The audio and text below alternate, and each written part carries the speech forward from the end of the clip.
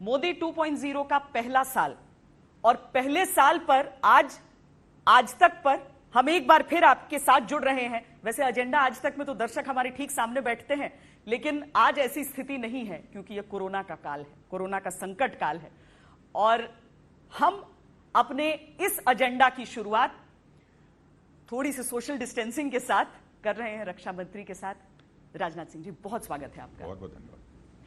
ये बहुत कठिन समय है, पूरी दुनिया हम कहते हैं कि एक दुश्मन से लड़ रही है, कोरोना से, और हमारा देश कोरोना से भी लड़ता है, आतंकवाद से भी लड़ रहा है और एलएसी पर भी परिस्थितियों से लड़ रहा है। पिछले एक साल की सबसे कठिन चुनौती देख रहे हैं इस समय को आप? निश्चित रूप से मैं समझता हूं कि जो पिछला हम लोगों का 6 वर्ष गुजरा है, सबसे अधिक चुनौती यदि है तो इस वर्ष में इस चुनौती का हमको सामना करना पड़ा है। लेकिन मैं पूरे विश्वास के साथ कह सकता हूं कि इस समय भारत का नेतृत्व जिस व्यक्ति के हाथों में है, जो यानी जो भारत के प्रधानमंत्री श्री नरेंद्र मोदी, उनके अंदर वह सूझबूझ है, उनके अंदर वह दृढ़ता है कि हर चुनौतियों पर वह विजय प्राप्त करने में पूरी तरह से कामयाब होंगे, ऐसा मेरा विश्वास है। चाहे कोरोना का प्रश्न रहा हो, आपने देखा होगा कितनी सूझबूझ के साथ और साथ ही साथ दृढ़ता के साथ उन्होंने महत्वपूर्ण फैसले किए। नहीं तो आज भारत की क्या स्थिति होती है? आज भारत दुनिया के जितने देश हैं कोरोना से प्रभावित, उनमें 9वें-10वें स्थान पर है। और अमेरिका की हालत आज देखिए। मैं समझता हूं कि यदि प्रधानमंत्री ने सूझबूझ का परिचय न दिया होता तो भारत की स्थिति भी काफी बदतर हो जाती कोरोना के मामले में। मैं कोरोना के पूरे मुद्दे पर थोड़ा सा आगे चर्चा करूंगी, लेकिन चूंकि रक्षा मंत्री भी हमने पहली बार देखा ऐसा जो सियाचिन भी गया हो, फाइटर प्लेन भी जिसने उड़ाया हो, जिसने वॉरशिप पर बैठकर गोलियां भी चलाई हो, और ऐसा लग रहा है जैसे राजनाथ सिंह रक्षा मंत्री के तौर पर सेना के हर अंग में उतनी ही दिलचस्पी रख के, उतना ही ध्यान देकर उसका ख्याल रख रहे हैं। एक साल में सबसे बड़ी उपलब्धि आप किस चीज को मान रहे हैं अपनी?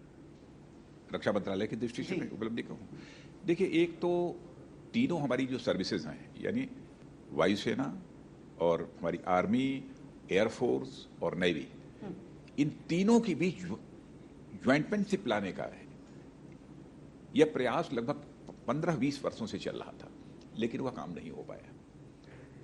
यानी सीडीएस बनाने का, चीफ ऑफ डिफेंस स्टाफ, इसी एक वर्ष के अंदर ही, माने एक वर्ष पूरा भी नहीं हुआ कि 4-6 महीने के अंदर ही इस सीडीएस को बनाने का काम हम लोगों ने पूरा कर दिया। 2014 में जब से यह गवर्नमेंट आई है मोदी जी के नेतृत्व में, तब से स्वदेशीकरण पर हम लोगों ने विशेष दिया है जी। मेक इन इंडिया पर हमारा विशेष बल हमारी सरकार ने दिया है। अब जैसे कि पहले जो डिफेंस आइटम थे, डिफेंस इक्विपमेंट थे, वेपन्स थे, ज्यादातर दुनिया के दूसरे देशों से हम इंपोर्ट करते थे। लेकिन हमारी सरकार ने यह फैसला किया कि हमारा यह भारत अब इंपोर्ट करने वाला देश नहीं रहेगा, बल्कि भारत को defence equipments, defence weapons export करने वाला देश बनना चाहिए। और मैं पूरे विश्वास के साथ कह सकता हूं कि जिस तेजी से हम लोग आगे बढ़ रहे हैं, भारत केवल एक इंपोर्टिंग कंट्री के रूप में ही नहीं जाना जाएगा, बल्कि एक एक्सपोर्टिंग कंट्री के रूप में जाना जाएगा। क्या उसकी शुरुआत हमने कर दी है? एक मेक इन इंडिया होता है और उसके साथ एक मेड इन इंडिया होता है। Made in India. तो हम दोनों पर हमारा बल है। हम टेक्नोलॉजी भी बाहर से लेंगे, ट्रांसफर ऑफ टेक्नोलॉजी, लेकिन यहां पर भी उस टेक्नोलॉजी को इंप्रूव करके उसको इंडियनाइज करने की भी हम कोशिश करेंगे। यह सब सारे, जैसे राफेल के मामले में हमने देखा कि हमने तकनीक भी खरीदी, हाँ, बिल्कुल, ताकि हम यहाँ पर आगे उससे विकसित कर सकें। लेकिन राजनाथ जी, क्या राफेल की डिलीवरी में वाकई देरी चल रही है? नहीं, यह डिलीवरी एक्चुअली मई के अंत तक हो जानी थी जी, लेकिन अब कोरोना से फ्रांस भी प्रभावित है। बट नेचुरल है कि कुछ ऐसे कारण थे जिन कारणों से विलंब हुआ था। और हमारा भी यहाँ पर अंबाला में जो इंफ्रास्ट्रक्चर तैयार होना चाहिए था उसके लिए, उसमें भी थोड़ा सा समय लग रहा था। मैं समझता हूं कि जुलाई के अंत तक राफेल भारत की धरती पर होगा। और तेजस का भी एक दूसरा स्क्वाड्रन ऑपरेशनलाइज कर लिया गया है, उसको ऑफिशियलाइज कर लिया गया है। हमारे एयर चीफ ने स्वयं भी उसको फ्लाई किया। यानी और स्वदेशी जो मेड इन इंडिया रहा और मेक इन इंडिया का, आप कह रहे हैं कि एक संतुलन देखने की कोशिश की जा रही है। यही हमारा प्रयास है। अब मैं उस मुद्दे की तरफ आना चाहूंगी जो आजकल सुर्खियों में है। भारत एक परिपक्व देश की तरह लाइन ऑफ एक्चुअल कंट्रोल पर इस पूरे मुद्दे को डील कर रहा है। वो सारी खबरें आती भी हैं। मुझे मालूम है कि आप लोग बहुत स्तर पर, चीन जैसे पड़ोसी देश के साथ हम बहुत स्तर पर डील करेंगे, लेकिन एक रक्षा मंत्री के तौर पर आप एलएसी की मौजूदा स्थिति को कैसे कहेंगे और देश को क्या आश्वासन देना चाहेंगे? मैं देश को इतना ही आश्वासन देना चाहता हूं कि पूरी तरह से देश को आश्वस्त रहना चाहिए कि हम किसी भी सूरत में भारत के स्वाभिमान पर चोट नहीं पहुंचने देंगे। वैसे भारत की बहुत ही स्पष्ट नीति रही है कि हम अपने पड़ोसी देशों के साथ अपने रिश्ते अच्छे बनाकर चलें, और यह प्रयत्न हमारा आज से नहीं, पहले से ही बराबर भारत ये करता रहा है। लेकिन कभी कभी चीन के साथ कुछ ऐसी परिस्थितियां ये पैदा हो जाती हैं, और इसके पहले भी पैदा हुई हैं, और हाल फिलहाल में इस मई के महीने में भी वहाँ पर एलएसी के ऊपर, जैसा आपने कहा, कि ये परिस्थितियां पैदा हुई हैं, लेकिन इसको सुलझाने की कोशिश जारी है।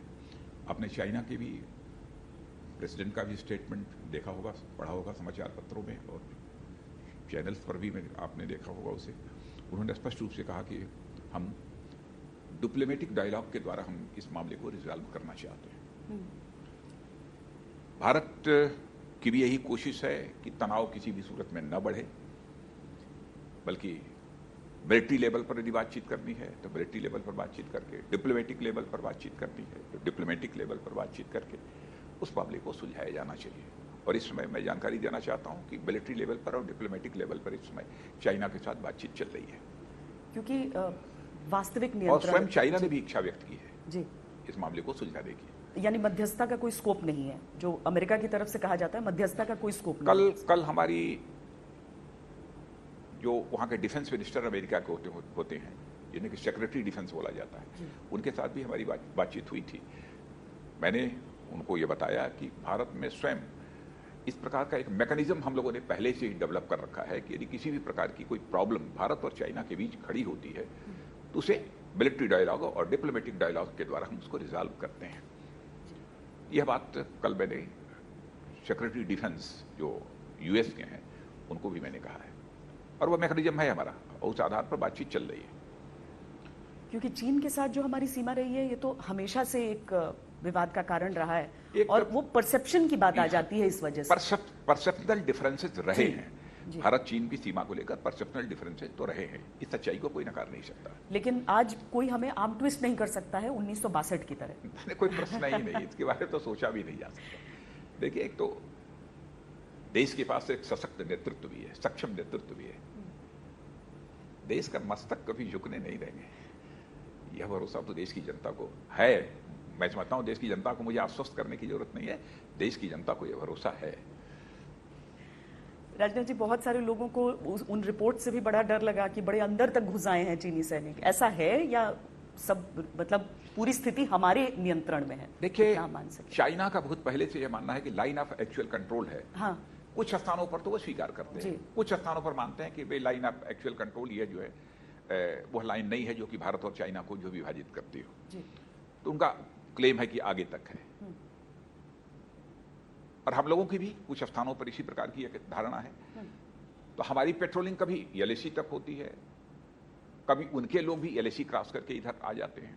यह सिलसिला पहले भी चलता रहा है, मैंने ऐसा नहीं कि यह पहली बार हुआ, लेकिन बातचीत के द्वारा समय समय पर इसे भारत भी रिजॉल्व करता रहा है और चाइना भी रिजॉल्व करता रहा है। डोकलाम की जो कुछ भी हालात पैदा हुए थे 2017 में ही आपने देखा, लगा कि एक टेंशन बहुत ही बढ़ गया है, लेकिन हम पीछे नहीं हटे। नहीं, हम लोग पीछे नहीं हटे, लेकिन अल्टीमेटली उस मामले को हम लोगों ने रिजॉल्व करने में कामयाबी हासिल की। वही यहाँ पर डटे रहेंगे अपनी जगह पर। डटे रहेंगे राजनाथ जी, जिस तरह से डटे रहेंगे, लेकिन यह भी मैं बतलाना चाहता हूं कि हम लोग किसी भी देश को आंख दिखाना नहीं चाहते, अब किसी के अंदर भय नहीं पैदा करना चाहते, हम सबको साथ लेकर चलना चाहते हैं।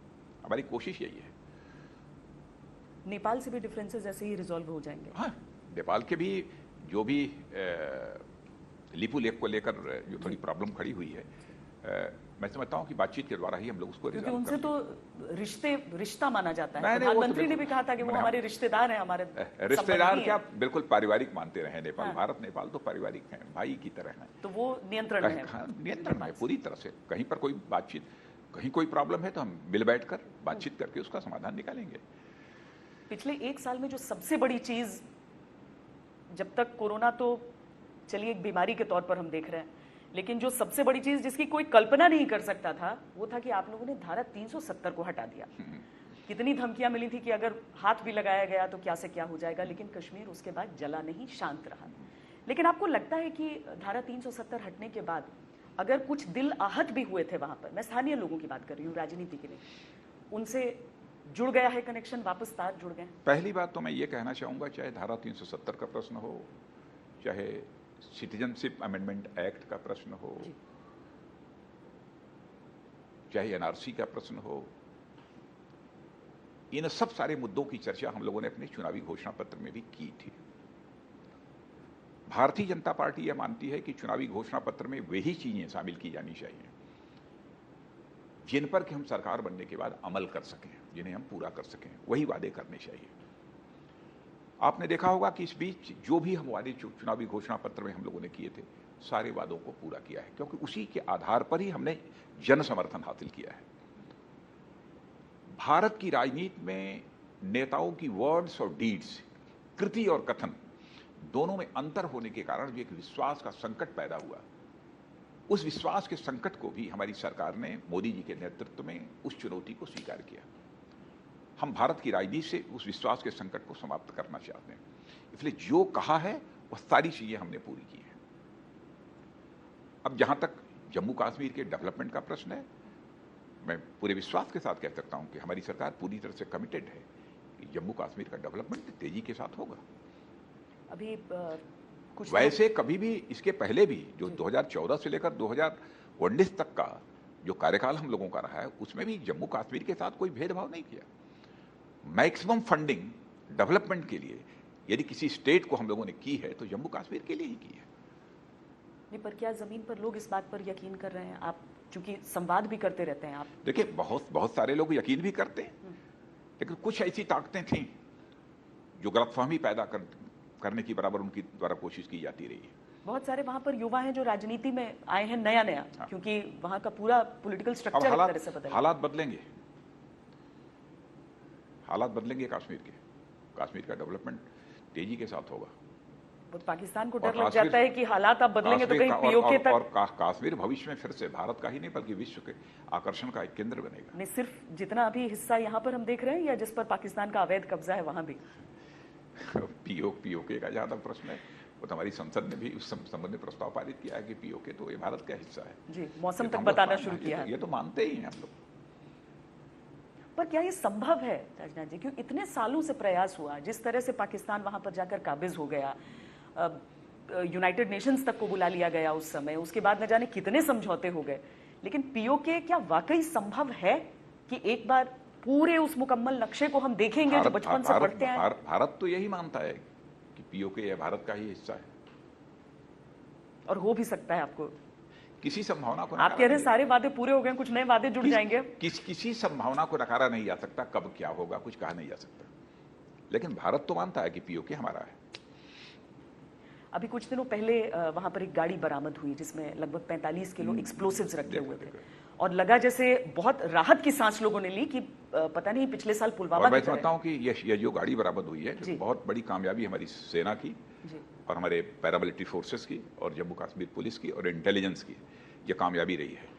और इस बात का ये प्रमाण है कि इन फोर्सेस के बीच जिस प्रकार का कोऑर्डिनेशन होना चाहिए, परफेक्ट कोऑर्डिनेशन, इस समय army, CRPF, Jammu Kashmir police और इंटेलिजेंस, कार्यकाल से जब गृह मंत्री के तौर पर आपके कार्यकाल के दौरान इसकी शुरुआत हुई, बिल्कुल कोऑर्डिनेशन बहुत ही बेहतर रहा। आप किसी से भी आर्मी पर्सनल से बात करेंगी अथवा सीआरपीएफ के अथवा जम्मू कश्मीर पुलिस अथवा इंटेलिजेंस के किसी भी अधिकारी से बात करेंगे, सभी सच्चाई को स्वीकार करेंगे। बेस्ट कोऑर्डिनेशन इस समय है। अच्छा, हमने बहुत सारे देश जहां पर तनाव था, जहां पर कॉन्फ्लिक्ट जैसी स्थिति थी, कोरोना के समय सबने छोड़ दिया, लेकिन लाइन ऑफ कंट्रोल पे नहीं रुका, गोलीबारी वहां से चलती रहती है पाकिस्तान की तरफ से।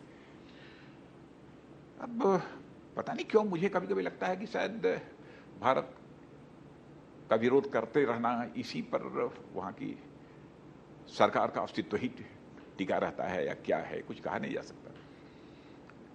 लेकिन जितना गोलीबारी करनी हो गोलीबारी करें, लेकिन आपने देखा है कि इसके पहले भी उसका जवाब किस तरीके से दिया है, चाहे सर्जिकल स्ट्राइक हो तो एयर स्ट्राइक हो। यह भी करने के लिए बाध्य तो पाकिस्तान ने ही भारत को किया था, नहीं तो यह नौबत ही ना आती। एक तरह से हम देखते हैं कि जब भी पहले हम ऑप्शंस की बात करते थे कि क्या क्या भारत कर सकता है, अब एक तरह से नीति में शामिल हो गया है। इसलिए हमने देखा कि पाकिस्तान की तरफ से और खासकर उनके प्रधानमंत्री की तरफ से बार बार ये चीजें आ रही थी कि एक फॉल्स फ्लैग अटैक को फ्लैग करेगा भारत, गलत झूठा अटैक दिखाने की कोशिश करेगा। तो उसके मन में हमेशा ये खौफ बैठ गया है कि अगर कुछ किया तो फिर कोई स्ट्राइक ना हो जाए। अब क्या है, मैं समझता हूँ कि बहुत ही सर्जिकल स्ट्राइक रही हो तो एयर स्ट्राइक दोनों बहुत ही सक्सेसफुल रही हैं। हाँ। अब उसके कारण कितना खौफ है नहीं है ये तो पाकिस्तान ही बतला सकता है, पाकिस्तान के लोग ही बतला सकते हैं, मैं नहीं बतला सकता। पर एक चीज जो ठीक नहीं लगी राजनाथ जी, वो ये था कि पाकिस्तान में वहां के फॉरेन ऑफिस ने कह दिया कि जो राम मंदिर का निर्माण शुरू हुआ है वो नहीं होना चाहिए, और उसमें वो एक मुसलमानों को भड़काने की लाइनों का प्रयोग कर रहे हैं। क्या एक दूसरे देश का इस तरीके से हमारे घरेलू मामलों में बोलना सही है? इस प्रकार की गलत हरकत नहीं करनी चाहिए। और आज मैंने पहली बार ऐसा किया हो पाकिस्तान ने यहाँ के माइनॉरिटीज को भड़काने की कोशिश, इसके नहीं पहले भी किया है। लेकिन जहाँ तक भारत के माइनॉरिटीज का प्रश्न है, वो हमारे परिवार के सदस्य हैं, वो सभी भारतीय हैं। और आपने देखा कि सीमाओं पर जब संघर्ष होता है तो इस देश का हिंदू हो, मुसलमान हो, ईसाई हो, सभी एक साथ खड़े होते हैं, एकजुट होकर उसका मुकाबला करते हैं। उस समय सब हिंदुस्तानी रहते हैं, सभी हिंदुस्तानी, फौजें हों, हमारे पैरामिलिट्री फोर्सेस हों, सब में। पर आपने एक और चीज शुरू की राजनाथ जी, जो कि 2014 के बाद से जिसमें तेजी आई कि बॉर्डर पर इंफ्रास्ट्रक्चर डेवलपमेंट, जिसकी वजह से कुछ चीन को भी बुरा लगता है। और लेकिन उस कनेक्टिविटी को अभी हम कितना कंप्लीट माने? पिछले साल भी आपने अक्टूबर में उद्घाटन किया था दौलत बेग ओल्डी तक की सड़क को। देखिए, इंफ्रास्ट्रक्चर डेवलपमेंट बॉर्डर पर तो करने का सिलसिला हम लोगों ने प्रारंभ किया है, थोड़ा उस काम को तेज भी किया है, क्योंकि हमारे जो सेना के जवान होते हैं उनको पेट्रोलिंग के लिए जाना पड़ता है, असुविधाएं होती हैं, तो वो सब सारी असुविधाएं न हों, और वहाँ पर रहने वाले जिन लोग हैं, कुछ छोटे छोटे जो बस्तियाँ हैं, उनको भी कोई प्रॉब्लम ना हो, तो उनकी सुविधा को ध्यान में रखकर भी इस प्रकार के इंफ्रास्ट्रक्चर डेवलपमेंट किए जाते हैं। लेकिन किसी देश की सीमा पर अतिक्रमण करना ये हमारा उद्देश्य नहीं है, इस काम को हम नहीं करेंगे। पर हम हाँ, लेकिन इंफ्रास्ट्रक्चर डेवलपमेंट का जहाँ तक सवाल है वो चलता रहेगा, उसको रोकने का कोई सवाल नहीं, क्योंकि जो भी कर रहे हैं भारत की सीमा में कर रहे हैं, इस पर किसी को आपत्ति होनी भी नहीं चाहिए। अरे कहीं पर किसी को आपत्ति है तो मिल बैठकर बातचीत करेंगे, मिलिट्री लेवल पर भी बातचीत करेंगे, डिप्लोमेटिक लेवल पर भी बैठकर बातचीत करेंगे, उसे रिजॉल्व करेंगे। मैं अब कोरोना के मुद्दे पर आना चाहती हूँ, क्योंकि जो ग्रुप ऑफ मिनिस्टर्स थी उसे आपने चेयर भी किया था। आज जो लड़ाई हम लड़ रहे हैं, आज अगर हम देखते हैं कि 1.5 लाख के आंकड़े को भी पार कर गया, तो कितनी चिंता करनी चाहिए लोगों की? या हम समझें कि एक नेचुरल फ्लो में ये दौर आना ही है, इसका ऐसे ही बढ़ेंगे आंकड़े? मैं समझता हूँ कि चिंता कम करने की जरूरत है, सावधानी ज़्यादा बरतने की जरूरत है, और एक दृढ़ संकल्प के साथ इस कोरोना की चुनौती को स्वीकार करने की जरूरत है, जिसे कि हमारे प्रधानमंत्री ने स्वीकार किया है, हमारे पूरे देश ने स्वीकार किया है। पर विपक्ष ने कहा है, और मैं आश्वस्त हूं कि इस पर हम विजय प्राप्त करेंगे। विपक्ष ने आपकी लॉकडाउन की रणनीति की आलोचना की। सोनिया गांधी हो, राहुल गांधी हो, सबने कहा कि जब कोरोना के मामले कम थे, इतना तगड़ा आपने लॉकडाउन लगाया, अब जब धीरे धीरे वो मामले बढ़ रहे हैं ज्यादा, तब आप लॉकडाउन में ढिलाई दें। शायद उनको इस बात की जानकारी होनी चाहिए कि यदि लॉकडाउन की घोषणा प्रधानमंत्री ने समय के साथ न की होती तो आज पता नहीं भारत की स्थिति कितनी बदतर हो गई होती। दुनिया के कई डेवलप्ड कंट्रीज की हालात देखिए कोरोना के मामले में कैसे हैं इस समय, शायद वैसी ही स्थिति भारत की हो गई होती। और मॉर्टेलिटी रेट का जहां तक प्रश्न है, मॉर्टेलिटी रेट भारत की का सबसे कम है। क्या हमने वो तैयारियां भी कर ली? और साथ ही साथ यदि कोरोना का कोई यदि शिकार यदि होता भी है तो या कोरोना से यदि कोई प्रभावित होता भी है तो ठीक होने वाले लोगों की संख्या भी मैं समझता हूँ अप्रॉक्सीमेटली 50% के आसपास है। पर प्रवासी मजदूरों का मामला, क्या आप मानते हैं कि सरकार ने सही से हैंडल नहीं किया कि इतने प्रवासी, इतने मजदूर वापस जाना चाहेंगे, उनके लिए समय से तैयारी नहीं की गई? नहीं, जहां तक प्रवासी मजदूरों के संबंध में हमारी सरकार को जो फैसले करने थे वो सब उचित फैसले किए थे। आपने देखा होगा कि लॉकडाउन की घोषणा करते समय ही हमारे प्रधानमंत्री ने कहा था कि जिन औद्योगिक इकाइयों में ये हमारे मजदूर भाई काम कर रहे हैं अथवा कोई भी काम कर रहा है, तो लॉकडाउन के दौरान भले ही वो औद्योगिक इकाई बंद हो, उनके वेतन में किसी भी प्रकार की कटौती नहीं की जानी चाहिए। यदि जो सुविधाएं पहले मिल रही थी वो सारी सुविधाएं देनी चाहिए। यह सब सारा प्रिकॉशन तो हमारी सरकार ने पहले ही ले लिया था, लेकिन लॉकडाउन परिस्थितियां ऐसी पैदा हुई कि लॉकडाउन आगे बढ़ाना पड़ा। अब उसके बाद धीरे धीरे अब ऐसे हालात पैदा हुए कि जितने भी हमारे प्रवासी मजदूर भाई थे सब अपने अपने घरों को वापस जाना चाहते थे। तो उसके बाद फिर हम लोगों ने स्पेशल ट्रेनें भी चलाई हैं, लगभग 3,900 के आसपास इस ट्रेनें चली हैं और 50-60 लाख लोग अपने अपने डेस्टिनेशन तक, अपने गंतव्य तक पहुंचे हैं। पर जमीन से जुड़े एक नेता के तौर पर आपका दिल कितना आहत होता है जब आप देखते हैं कि ऐसे गठरी सर पर लिए पैदल या फिर किसी तरह से? कहीं कहीं जो हालात जिस तरीके से प्रारंभ में लोग आगे बढ़े थे, हमारे प्रवासी मजदूर अपने घरों तक जाने के लिए पैदल, तो किसी को भी तकलीफ हुई, प्रधानमंत्री जी को भी तकलीफ हुई, सबको तकलीफ हुई, स्वाभाविक है। राहुल गांधी ने ये सुझाव दिया था कि उनको कैश इन हैंड देना बेहतर है लॉन्ग टर्म बेनिफिट्स देखने की जगह। क्या ऐसी कोई व्यवस्था हो सकती थी, क्योंकि आप अभी अर्थव्यवस्था से जुड़ी हुई देखिए, कैश देने का जहाँ तक सवाल है, आपने देखा होगा किसान सम्मान निधि के माध्यम से 6,000 रुपया प्रतिवर्ष देने का फैसला प्रधानमंत्री ने किया और इस काम को शुरू भी कर दिया।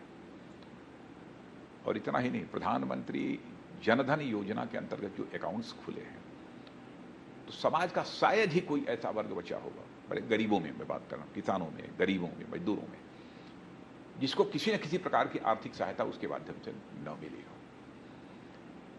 यहां तक कि दिव्यांगों और विकलांगों के लिए भी हमारी गवर्नमेंट ने उनके अकाउंट में पैसे डाले हैं।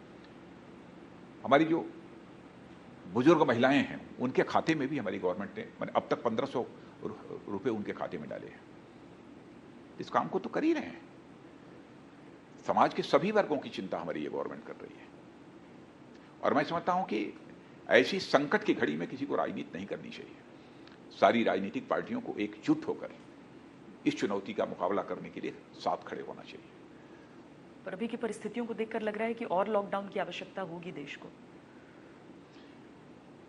वैसे कुछ राज्यों का यह कहना है कि लॉकडाउन आगे एक्सटेंड किया जाना चाहिए। मैं समझता हूं कि अब इसके संबंध में आज या कल तक जानकारी प्राप्त हो जाएगी लोगों की। प्रधानमंत्री जी ने इस संबंध में अधिकारियों के साथ भी बैठक की है और हमारे गृह मंत्री जी ने सभी मुख्यमंत्रियों से बात करके उनके सुझाव भी लिए हैं और बैठकर इसका फैसला करेंगे। तो 1-2 दिन के अंदर ही उसकी घोषणा हो जाएगी क्या करना। लगभग लेकिन जो कुछ भी करेंगे सभी राज्यों को विश्वास में लेकर करेंगे, इतना मैं कहना चाहूंगा। जैसा लॉकडाउन 4 के बाद आप लोगों ने तय कर लिया कि जो राज्य हो उनको ज्यादा अधिकार है। लॉकडाउन 4 की भी घोषणा करने के पहले एक बार मुख्यमंत्रियों के साथ हमारे प्रधानमंत्री जी ने परामर्श किया था, हम लोग मौजूद थे उसमें। पर क्या इस बात को, ये जो विपक्ष जो क्रिटिसाइज करता है कि आपने लॉकडाउन का फैसला हड़बड़ी में लिया, सोचा समझा फैसला नहीं था, इस बात को स्वीकारते हैं? नहीं, बिल्कुल नहीं स्वीकारते। लॉकडाउन का फैसला जो लिया उचित समय पर लिया, साहसिक फैसला उस समय लिया।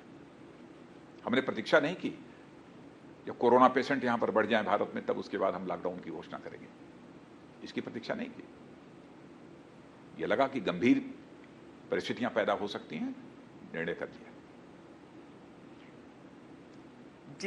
जितनी लंबी राजनीति आपने देखी है, जो जीवन देखा है, उसमें ऐसा कोरोना जैसा संकट तो कभी नहीं देखा होगा। कभी नहीं देखा और इसकी कल्पना भी कभी नहीं की। ये तो इत्तेफाक है कि इस समय भारत में कोई चुनाव नहीं थे होने, लेकिन अब क्या आने वाले दिनों में आप ये भी देख रहे हैं कि शायद चुनाव लड़ने का तरीका, मतलब वोटिंग करने का तरीका, प्रचार का तरीका, राजनीति का तरीका भी बदल जाएगा, क्योंकि अब तो बिहार, बंगाल सबके चुनाव आने हैं। आगे की बात का प्रश्न जहां तक है, मैं कह सकता हूं कि लोगों के व्यवहार में भी बहुत सारा परिवर्तन करना पड़ेगा।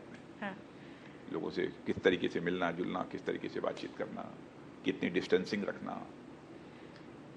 क्योंकि राजनाथ जी, अभी अगर कोरोना नहीं होता तो बिहार चुनाव का अनऑफिशियल प्रचार तो आप लोग शुरू कर चुके होते। पब्लिक मीटिंग्स करना संभव हो पाएगा कि नहीं हो पाएगा, अब यह सब निर्भर करेगा आगे जैसी परिस्थितियां होंगी वैसा किया जाएगा।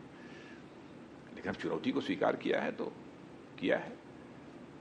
अभी जो हम अलग अलग राज्यों की हैंडलिंग को देख रहे हैं, आपको जैसे महाराष्ट्र हम देखते हैं, महाराष्ट्र में आंकड़े इतने बढ़ गए हैं, क्या आप वहां की सरकारों की हैंडलिंग को उसका जिम्मेदार मान रहे हैं या फिर? आज की परिस्थिति में मैं किसी के ऊपर आरोप नहीं लगाना चाहता जी, और किसी को इसके लिए रिस्पॉन्सिबल मैं नहीं ठहराना चाहता।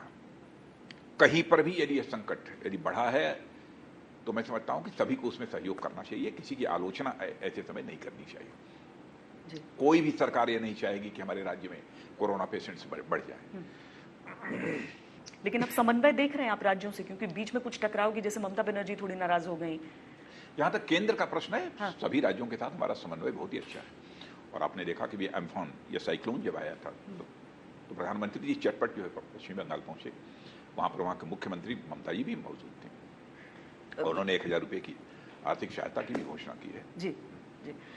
मैं एक बार फिर आपके मंत्रालय की तरफ ही आना चाहूंगी कि कोरोना की वजह से बहुत कुछ बदला। क्या सेना के भीतर, मतलब सेना के तीनों अंगों को अगर हम ले लें, वहां पर ट्रेनिंग या उसकी प्रक्रिया कुछ बदलने की आवश्यकता पड़ी कोरोना की वजह से? क्योंकि सेना में बड़ा जरूरी होता है कि आप साथ साथ में एक टीम की तरह कुछ तो प्रिकॉशन लेते हैं पहले, जैसे कभी कोई गैदरिंग होती है, कभी होता है थोड़ा सा डिस्टेंसिंग वगैरह, मास्क का यूज, यह सब सारा तो बढ़ा है, हमारी सेना में भी बढ़ा है, एयरफोर्स में भी बढ़ा है, इसके अलावा तीनों विंग्स है हमारे, बढ़ा है। क्योंकि जनरल नरवणे ने भी, अपनी आर्मी चीफ ने कहा था कि अगर देश को जरूरत पड़ेगी और कोरोना का संकट ज्यादा गहराएगा तो हमारी सेना सामने आने के लिए तैयार है। लेकिन मैं समझता हूं कि देश में वो नौबत नहीं आएगी नौबत। आपके हिसाब से कंट्रोल हम सही कर रहे हैं? क्या हम पीक की तरफ जा रहे हैं? क्योंकि हम अब तो मुझे लगता है कि घर घर में डॉक्टर हो गए हैं। क्या होगा भविष्य में, क्या होगा इस संबंध में कुछ दावे के साथ नहीं कहा जा सकता, सब कुछ भविष्य के गर्भ में छिपा है। जैसी परिस्थितियां पैदा होंगी और जिस रूप में उसे टैकल करने की जरूरत होगी, हम लोग टैकल करेंगे, टैकल करने की कोशिश करेंगे। सभी का सहयोग चाहिए, यह किसी व्यक्ति के हाथ में नहीं है। कोई यह दावा नहीं कर सकता कि हम अपने देश में एक भी कोरोना पेशेंट कोई नहीं होगा, कोरोना से प्रभावित नहीं होगा, यह कोई दावा नहीं कर सकता। क्या हमें ये सोचते हुए अब आगे चलना है कि ये लोगों की भी जिम्मेदारी हो जाएगी कि आप अपना जो दिन भर का जो दिनचर्या है उसे आप परिवर्तित करें? क्योंकि अगर WHO की वो बात सही है कि ये अब वायरस आ गया है और इस धरती पर रहेगा, तो हम लॉकडाउन में तो हमेशा नहीं रह सकते हैं। तो धीरे धीरे क्या लोगों की जिंदगी भी सामान्य हो सकती है? धीरे धीरे सामान्य होगी, लेकिन दिनचर्या में तो परिवर्तन करना ही होगा। लोगों को अपने शैली में, अपने व्यवहार में भी परिवर्तन लाना होगा जी। क्योंकि कोरोना वायरस, जैसा वर्ल्ड हेल्थ ऑर्गेनाइजेशन ने कहा है, कि जाने वाला नहीं है, तो रहेगा।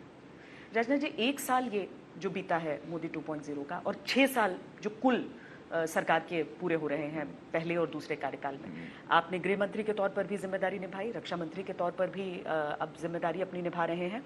इसीलिए मैं उस CAA की तरफ एक बार कुछ आश्वासन, देखिए उसका जो आंदोलन, जो प्रदर्शन हो रहे थे, वो इसीलिए रुके क्योंकि कोरोना की वजह से सबको जाना पड़ा। आपको लग रहा है वो मामला खत्म हो चुका है या अभी उसे डील करना बाकी है? मैं समझता हूं कि सिटीजनशिप अमेंडमेंट एक्ट को लेकर किसी को किसी प्रकार का कोई संदेह करने की आवश्यकता नहीं है। इसके कारण किसी की भी नागरिकता नहीं जाने वाली है।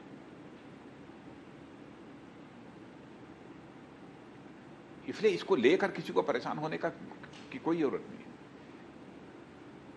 जिस तरीके से अंत में आखिर तक ये इसीलिए उठा था कोरोना की वजह से, यानी आप लोग अभी तक आश्वस्त कर पाए हैं या अभी आपको वो गुंजाइश लग रही है कि अभी लोगों के मन में वो टीस बैठी हुई है? नहीं, काफी हद तक बात लोगों के समझ में आ गई है। पहले जब हम बात करते थे और अब जो बात करते हैं, दोनों में बहुत बड़ा अंतर है। अब बात धीरे धीरे लोगों को समझ में आ गई है। ये अगर जो विरोधी पार्टियां हैं वो अगर कहती हैं कि सिटीजनशिप अमेंडमेंट एक्ट तो लागू हो चुका है, हाँ, लागू हुए मैं समझता हूँ कि लगभग 5 महीने 6 महीने हो गए, लेकिन उसके बाद तो यात्रा ही बंद है, बाकी तो छोड़ दीजिए। हाँ, लेकिन ऐसा नहीं है किसी की सिटीजनशिप प्रभावित हुई है उससे, ऐसा कुछ हुआ नहीं है। ये गलतफहमी कुछ फोर्सेस के द्वारा पैदा करने की कोशिश की गई थी, ऐसी सच्चाई नहीं है। सच्चाई नहीं। बिहार चुनाव अगर अपने समय के हिसाब से होते हैं, आपको लग रहा है वहां पर प्रवासी मजदूरों का मुद्दा उल्टा पड़ेगा, जो गठबंधन सरकार है आपकी उसके लिए? नहीं, मैं तो लगातार ही स्टेटमेंट पढ़ रहा हूँ। वहाँ के मुख्यमंत्री नीतीश कुमार जी बराबर प्रवासी मजदूरों की चिंता कर रहे हैं और उन्होंने आज भी स्टेटमेंट दिया है कि हमारे जितने प्रवासी मजदूर आएंगे हम उनकी पूरी देखभाल करेंगे, उनकी पूरी चिंता करेंगे। कई बार क्वारंटीन कैंप से वहां से वैसी तस्वीरें भी आती हैं, वैसे खाना नहीं मिल रहा है या व्यवस्था नहीं है वहां पर, उस तरह की चीजें जो हो रही हैं। अब देखिए, बड़ी व्यवस्था करने में या कोई दावा नहीं कर सकता कि हमारी बिल्कुल फुल प्रूफ हमारी व्यवस्था होगी, चाक चौबंद पूरी व्यवस्था होगी। एक बहुत बड़ी जब व्यवस्था करनी है तो कहीं ना कहीं कुछ खामियां हो सकती हैं, कोई कमियां हो सकती हैं। पूरी दुनिया में आप भारत की लड़ाई को कहां लेकिन रेट इसके करें? कारण किसी के इंटेंशन पर संदेह करना, उसकी नीयत पर संदेह करना, यह मैं समझता हूं कि उस व्यक्ति के साथ न्याय नहीं होगा। पूरी दुनिया में भारत की जो लड़ाई है कोरोना के खिलाफ, उसे कहां पर रेट करेंगे आप? क्योंकि शुरुआती दिनों में बहुत WHO ने भी तारीफ की कि देशों को देखना चाहिए भारत कैसे डील कर रहा है। आज भी आप मानते हैं कि भारत उस स्थिति पर नहीं, बिल्कुल। आज भी भारत की प्रतिष्ठा सारी दुनिया में है इस मामले में कि कोरोना के संकट को जिस तरीके से हैंडल किया है भारत ने, उसकी प्रशंसा है सारी दुनिया में। अब इससे बेहतर तरीके से और क्या हो सकता है, क्या हो सकता था? क्या ये बढ़ते आंकड़े हम आबादी के परिप्रेक्ष्य में देखें? देखिए, अभी इस संबंध में मैं कुछ कह नहीं सकता क्योंकि हमारी एक्सपर्टीज नहीं है इस मामले में। जी। क्यों है, कैसे है? नहीं, अभी तो ये कारण कुछ भी हो सकते हैं, कई कारण भी हो सकते हैं। पर भारत की लड़ाई से आप संतुष्ट हैं अभी तक जिस तरह से भारत जिस तरीके से कोरोना की चुनौती का सामना कर रहा है उससे मैं पूरी तरह से संतुष्ट हूँ। जो हमारे कर्मवीरों को सलाम करते हुए हमारी सेनाओं ने भी आसमान में उड़ान भरी, कहीं मिलिट्री बैंड्स बजे, ये चीजें जब आप सुनते हैं, कोई आलोचना करता है कि ऐसी चीजों से कोई कोरोना थोड़ी भागने वाला है, ये सब चीजें, क्या महसूस होता है उसमें? जिन लोगों ने इस संकट की घड़ी में अपनी जिंदगी को जो है बिल्कुल दांव पर लगाकर लोगों का इलाज करने का एक संकल्प लिया है, मैं समझता हूं उनकी हौसला अफजाई तो होनी ही चाहिए, उनका स्वागत तो होना ही चाहिए। ये सोच मैं समझता हूं इसकी आलोचना करने का कोई औचित्य नहीं है। ये सेनाओं की तरफ से ऑफर किया गया था राजनाथ जी कि वो कर्मवीरों को सलाम करना चाहते हैं। सभी लोगों ने बैठकर फैसला किया, उन लोगों ने। हाँ। हाँ?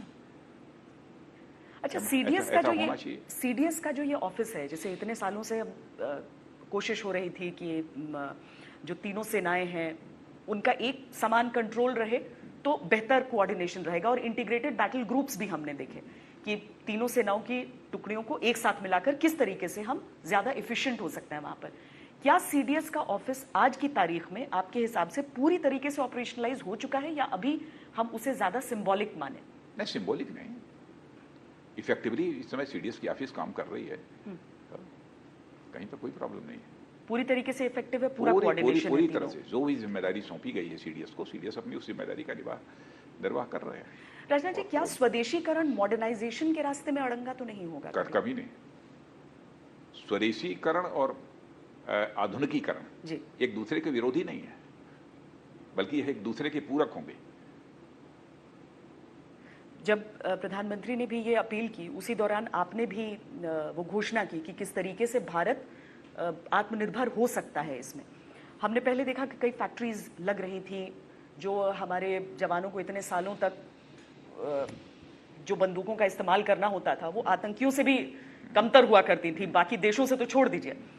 तो आज जिस तरह का प्रोडक्शन यहाँ पर चल रहा है, वो क्या हमें भविष्य के लिए तैयार कर रहा है? वो प्रोडक्शन, उससे हमारा जो पूरा काम है वो पूरा हो जाएगा, या फिर जो हम आयातकों में सबसे ज्यादा बड़े इंपोर्टर हैं वेपन्स की? देखिए, आयात पर निर्भरता भारत अपनी समाप्त करना चाहता है। जी, डिफेंस में समाप्त हो सकती है, ये हो सकती है, लेकिन इसमें समय नहीं लगेगा। ये कोई दावा नहीं कर सकता कि हम साल, 2 साल, 4 साल, 5 साल के अंदर ये पूरी डिपेंडेंस आयात पर हम समाप्त कर देंगे, यह कोई दावा नहीं कर सकता जी।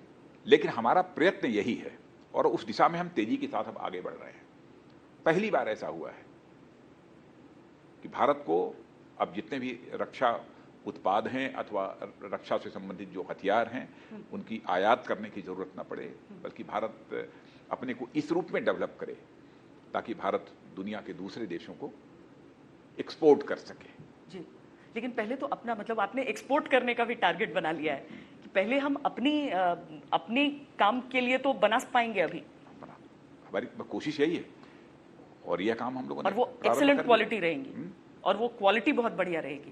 जितना चाहिए उतनी क्वालिटी रहेगी। राजनाथ जी, बहुत बहुत धन्यवाद हमसे बातचीत करने के लिए। 1 साल आपके पूरे हुए हैं, लेकिन चुनौतियां आपके सामने अभी कई हैं। सबसे पहले बड़ी चुनौती तो इस समय जो कोरोना का काल है। बहुत धन्यवाद हमसे बातचीत करने के लिए।